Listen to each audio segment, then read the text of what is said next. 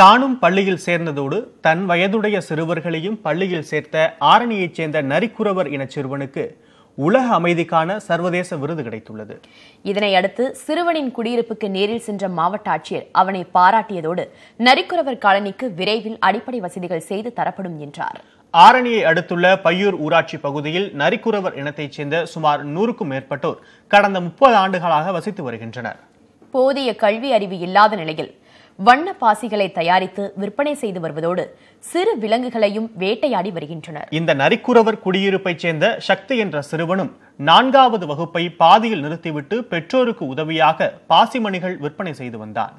10 வயது சிறுவனாக இருந்த சக்தி பூங்காவனம் பகுதியில் இயங்கி வரும் சிறுவர்களுக்கான சிறப்பு தங்கும் விடுதியில் சேர்ந்து கல்வி கற்றான். தான் கற்ற கல்வி தனது சமூகத்தைச் சேர்ந்த மற்ற சிறுவர்களுக்கும் கிடைக்க வேண்டும் என்ற ஆவல் கொண்ட சக்தி விடுமுறையில் ஊருக்கு செல்லும் போது கல்வி மற்றும் அதனால் கிடைக்கும் பலன் குறித்து சக நண்பர்களுடன் பேசியுள்ளான்.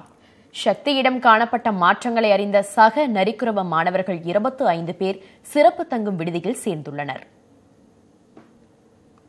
சேர்த்தேன் சார். எப்போ எங்க அத்தை பையன் மாமன் பையன் கொண்டு போய் 5 பேர் சேர்க்க போறேன் நான். அதுக்கு முன்னே அவங்கள படிச்சிருந்தாங்களா இல்ல வேற வேலை செஞ்சிருந்தாங்களா? அவன் வேலை செஞ்சிருந்தாங்க சார். நான் கூட்டு போய் படிக்க வச்சேன். என்ன வேலை செஞ்சாங்க? அவன் பலு விற்கிறது, ஊசுமை விற்கிறது, உள்ள கேட்டு சாப்பிடுறது இருந்தான். நான் தான் கூட்டு போய் வாழ நம்ம படிக்கிற சொல்லி கூட்டு வந்து சேர்த்தேன்.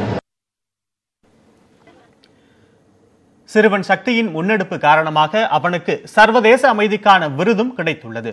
இதனையடுத்து திருவண்ணாமலை மாவட்ட ஆட்சியர் கந்தசாமி நரிக்குறவர் குடியிருப்புக்கு நேரில் சென்று மாணவர் சக்தியை பாராட்டினார். பின்னர் செய்தியாளர்கள் மத்தியில் பேசிய ஆட்சியர் நரிக்குறவர் குடியிருப்புக்கு தேவையான அடிப்படை வசதிகள் விரைவில் செய்து தரப்படும் என உறுதியளித்தார்.